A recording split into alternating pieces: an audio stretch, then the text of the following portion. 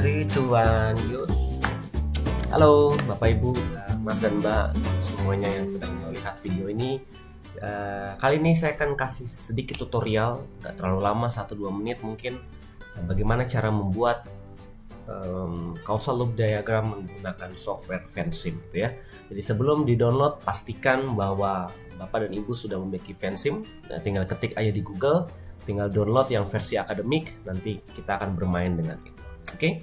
Hal pertama yang dilakukan sesudah kita install, tentu kita buka aplikasinya Vensim PLE. Nah, ini kalau saya tampilkan di sini. Nah, ini kurang lebih tampilannya akan ada yang seperti ini gitu ya.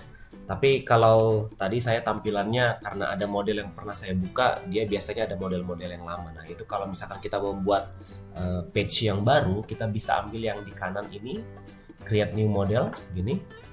Nah, tapi kalau dia sudah tidak ada model-model yang pernah dibuka sebelumnya, dia akan clean seperti ini gitu ya.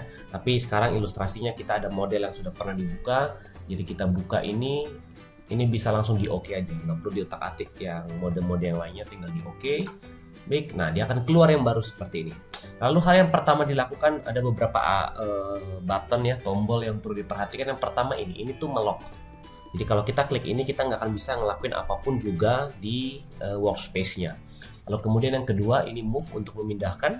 Lalu kemudian ini variable tool, nanti kita akan lihat sama-sama. Biasanya kalau di CLD yang perlu dimainkan cuma variable tool. Sama ini nanti membuat anak panah. Dan mungkin nanti ini kalau mau melihat loop-loopnya. Oke, kita coba buat satu hal yang sederhana dulu. Kita klik yang ini, variable tool. Sesudah kita klik ini, kita tinggal taruh di sini. Misalkan contohnya kalimat yang ingin kita masukkan adalah jumlah pasien misalkan. Nah, kemudian sesudah itu tinggal bisa di enter. Atau bisa juga kalau kita mau masukkan variabel yang berikutnya, misalkan penyakit lingkungan, misalkan kita mau penyakit atau lingkungan yang kotor, lingkungan yang tidak sehat. Nah, ini sudah gini, bisa kalau tadi kan opsinya enter. Nah, kita bisa juga tinggal pindahkan ke tab yang lain untuk masuk ke yang kedua, misalkan jumlah pasien, kemudian tingkat kepenuhan rumah sakit, lalu kemudian tingkat kepenuhan rumah sakit, kemudian kita masukkan lagi misalkan keuntungan ekonomi RS, lalu kemudian misalkan tingkat kepenuhan rumah sakit, lalu kemudian misalkan variabel lainnya oke, ini dulu aja supaya kita ini. Lalu kemudian apa yang sudah bisa dilakukan? Nah, ini tadi kan saya bilang yang di kiri atas ada move tool. Nah, jadi kita bisa, ini nggak harus di save juga sih, terserah, kalau mau di save yes, kalau nggak klik no. Nah, kita bisa move tool dulu. Nah, ini bisa kita geser-geser dia. Nah, bisa kita geser, kalau kita klik yang sininya bisa kita besarin, bisa kita kecilin dan sebagainya. Nah, ini bisa kita besarin jadi panjang, bisa kita kecilin, terserah, bisa sesuai ini. Nah, lalu kemudian kita tadi misalkan ini di sini ya, kemudian kita membuat tadi arrow-nya, anak panahnya seperti apa. Kita anak panah dari lingkungan tidak sehat ke sini, jumlah pasien. Jadi kan banyak orang yang sakit gitu sederhananya. Baru kita bisa utak-atik panahnya ini, bisa gini, bisa gini, bisa gini. Tapi biasanya baiknya tuh supaya membentuk kayak lingkaran gitu. Jadi kita pengen buat lingkaran, jadi dia bentuknya kayak gini. Lalu kemudian sudah di enter bisa, atau diklik aja di luarnya. Kemudian tinggal dilanjutkan ke variabel berikutnya dari sini. Jadi diklik di variabelnya, nggak perlu ditahan mouse-nya ya, bisa dilepas. Tinggal digerakkan saja dan pindahkan ke variabel yang kedua. Nah, jadilah dia. Bisa kita atur lagi, bisa kita atur posisinya mau jadi seperti apa. Nah, sesudah ini kita buat lagi dari variabel sini ke variabel ini. Bisa diatur lagi. Nah, sudah. Nah, kalau sudah jadi kayak gini, kemudian yang bisa dilakukan lagi, karena ini adalah kita bisa klik di space kosong gini, klik kiri, atau kita bisa juga ya klik kiri misalkan. Lalu hal yang berikutnya yang bisa dilakukan adalah kita ingin misalkan membuat polaritinya, jadi membuat arah anak panahnya itu positif atau negatif. Misalkan contoh nih, lingkungan yang tidak sehat, kita ingin membuat, tentukan kalau lingkungan tidak sehat jumlah pasien akan bertambah karena banyak orang sakit, itu kan sederhananya. Nah, jadi kita klik di manapun di petanya nggak masalah. Baru klik kanan ya, saya ulangi ya, klik kanan di petanya, mau pokoknya bukan di petanya, di sepanjang garis nggak masalah, atau di tengah bulat-bulat, atau di ujungnya juga nggak masalah. Klik kanan ya, klik kanan. Nah, akan keluar variabel seperti ini. Nah, ini tinggal diganti nanti, bisa diganti warnanya menjadi warna yang lain, warna hijau misalkan, atau warna apapun. Bisa dikasih delay mark, misalkan nah yang delay kan kelihatan ada delay di sini ya, atau enggak. Bisa diganti juga line-nya solid, dot, dan segala macam bisa diganti. Tapi saya pakai solid aja di sini. Ketebalan juga bisa diganti 2, 3, 4, 5 sampai 6. Lalu kemudian di sini ada polarity marking. Nah, ini tinggal kita taruh positif atau negatif. Nah, misalkan saya buat positif di sini. Sudah, dia akan nambah positif di sini. Lalu saya close, klik kiri, close. Jadilah dia seperti ini. Lalu saya pengen edit lagi yang ini. Saya klik kanan lagi ya, bukan klik kiri ya. Klik kanan, kemudian keluar dia tabnya seperti ini. Tinggal diganti. Misalkan saya ingin membuat delay, tinggal klik di delay di sini. Kemudian tinggal polarity markingnya saya buat positif atau negatif misalkan. Tring, udah jadi dia. Nah, ini kan jadi kayak gini. Nah, lalu kemudian ini juga kalau saya ingin buat dia akan menjadi seperti ini. Saya buat solidnya, ya lainnya ya kalau misalkan saya pengen buat tebal, thickness-nya saya naikin ke 4, lalu polarity-nya saya buat ke positif. Nah, jadilah dia seperti ini, lebih tebal dibandingkan yang lain. Jadi sebenarnya tidak terlalu ribet. Lalu kemudian tadi ini kita misalkan move tool, ini bisa kita geser-geser lagi dia. Nah, bisa geser-geser. Kalau kita taruh knobnya buttonnya kita klik di move tool. Dia bisa di sini, bisa di mana, tinggal kita atur-atur aja, terserah kita. Ini juga bisa diatur, bisa dibuat kayak gini, segala macam dengan menggunakan si move tool ini. Ini juga bisa ditarik ke sini dan segala macam. Nah, lalu kemudian misalkan kita ingin mengganti tadi ini, kita klik kanan. Ini anak panahnya kan di luar. Kita bisa masukkan dia di bawah. Ini kan posisinya bisa kita ganti. Ini kan posisinya arrowhead on the outside of the arrow curve. Jadi di luar, outside, di luar kurvanya. Nah, kita bisa masukin ke dalam. Arrowhead inside, dia akan masuk ke dalam. Nah, kelihatan kan, masuk ke dalam. Atau bisa juga kita pindah ini apa nih?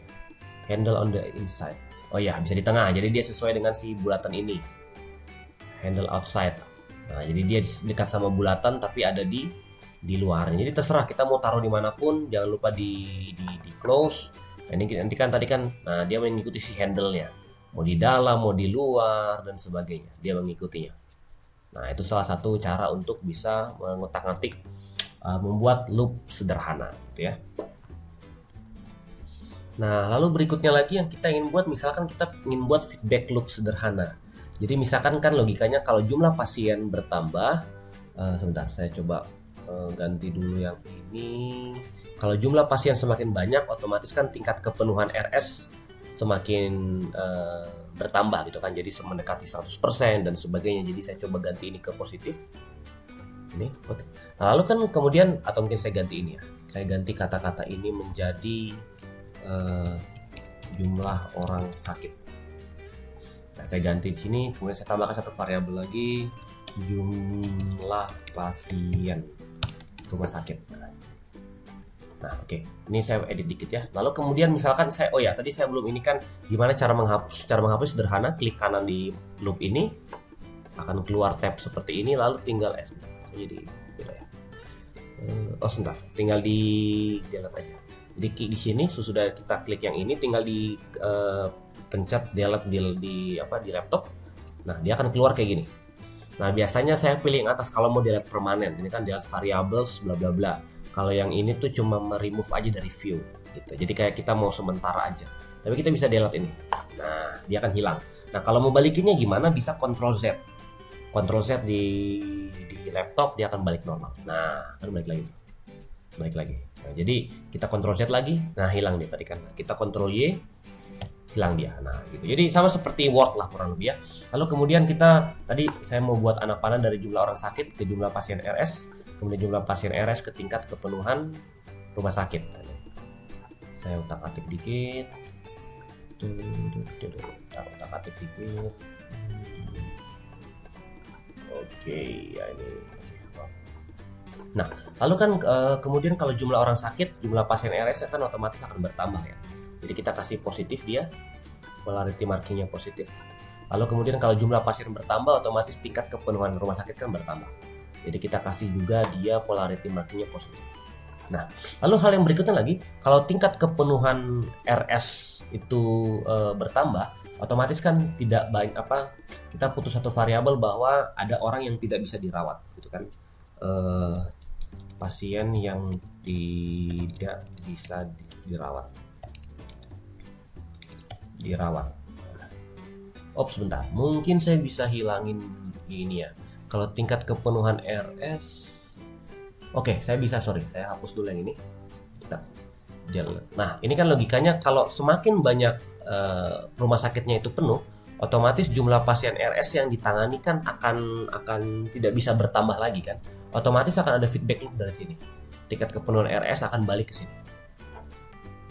Nah, jadi kan semakin penuh tingkat kepenuhan rumah sakit, otomatis akan mengurangi jumlah pasien. Mungkin saya ganti kata-katanya, saya perlu ganti kali ya. Ini kalau mau mengganti kata-kata gimana? Masuk ke variable tool, klik lagi yang sesudah klik yang ini, klik kiri di sini. Nah, kita bisa mengganti jumlah pasien yang dirawat di RS. Oke, selesai. Nah, ini tadi saya bilang bisa diutak-atik ya, bisa diutak-atik kayak gini, dibuat ini dan sebagainya, bisa diutak-atik. Nah, kemudian sesudah itu yang bisa dilakukan kan tadi, semakin tingkat kepenuhan rumah sakit penuh, otomatis jumlah pasien dirawat kan akan terbatas, akan mengurangi jumlah pasien yang bisa dirawat karena kan rumah sakitnya itu penuh ya. Jadi yang bisa kita lakukan adalah kita membuat ini, klik di sini, klik kanan. Nah, akan keluar tabnya, lalu kita kasih tanda polarity markingnya negatif. Nah, ini akan jadi satu feedback loop. Ya kan, satu feedback loop sederhana bahwa menjelaskan jadi ya nggak bisa dirawat lagi karena rumah sakitnya penuh dan segala macam. Nah, itu ya hal yang bisa dilakukan. Lalu misalkan hal berikutnya yang bisa kita tambah adalah kita ingin membuat loop lagi, menambah variabel.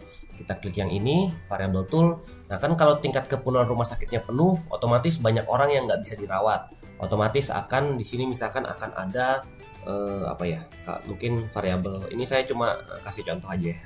Mikirnya nggak terlalu lama. Mungkin misalkan banyak penyebaran penyakit, angka-angkanya penyebaran penyakit di masyarakat. Klik oke. Klik yang ini, move tool. Nah, kalau ini kan kalau tingkat kepenuhan RS-nya makin penuh, otomatis kan akan ada, saya yang ini, akan banyak orang yang tingkat penyebarannya karena mungkin ya nggak ada yang bisa dirawat dan sebagainya. Jadi kita kasih tanda positif di situ. Kita kasih tanda positif di polarity markingnya. Oke, sudah dapat. Kemudian kalau penyebaran penyakit di masyarakatnya semakin banyak, otomatis kan akan menimbulkan lingkungan yang tidak sehat. Jadi kita tambahkan lagi garis ke sini. Dan jadilah dia seperti itu. Polarity markingnya otomatis positif kan karena banyak penyebaran penyakit. Nah ini kemudian ini kan jadilah dua loop ya. Loop pertama yang ini, loop kedua yang besar ini, dan segala. Kita bisa menambahkan juga balancing atau reinforcing loopnya dengan menggunakan yang ini, comment tool yang ada di sini. Nah, kita klik comment tool, kita bisa taruh di sini. Nah, akan keluar tab seperti ini. Nah, ini kita bisa tulis misalkan ini kan kalau kita lihat reinforcing ya, semua positif kan, yang loop yang besar ini kita bisa tulis R atau reinforcing juga bisa, tapi biasanya coba ya saya tes dulu yang besar.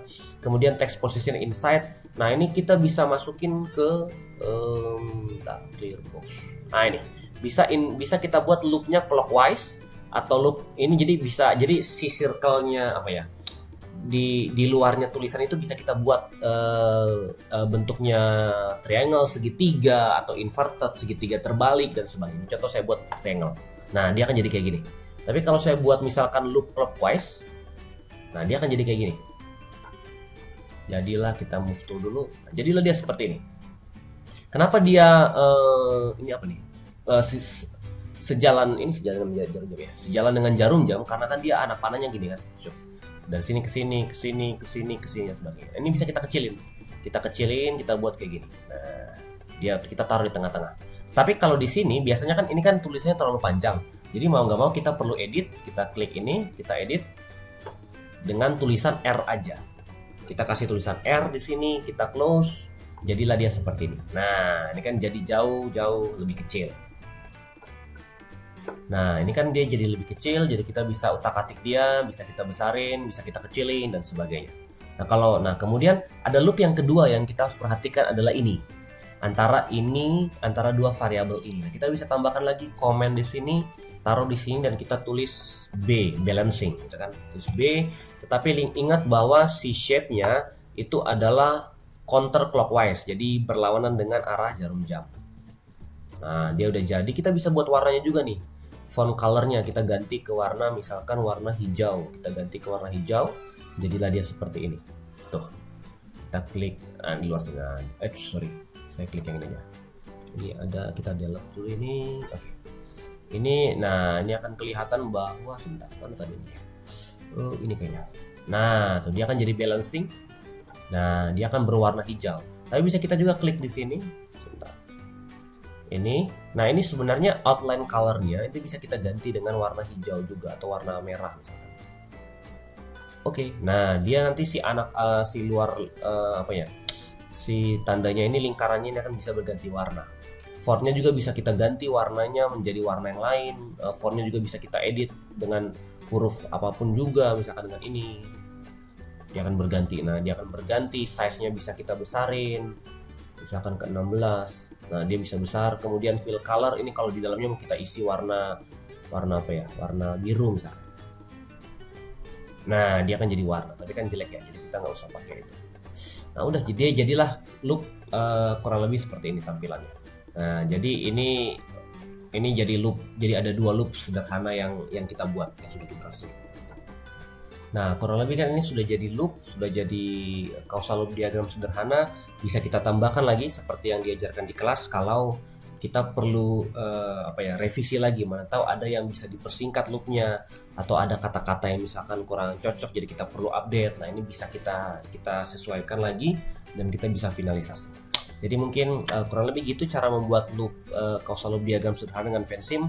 Sebenarnya nggak susah-susah banget gitu ya. Kita bisa buat variasi lagi, misalkan warnanya bisa kita ganti, tapi saran saya jangan terlalu ramai karena kalau terlalu ramai nanti dia akan lebih susah untuk dipahami gitu. Jadi warnanya kalau bisa jangan terlalu ramai, kecuali warna-warna itu memberikan penjelasan-penjelasan tertentu. Oke, mungkin itu saja di video tutorial kali ini. Silakan nanti bisa dicoba-coba lagi, bisa diutak-atik lagi, bisa banyak bermain dengan causal loop diagram. Oke, sampai jumpa lagi.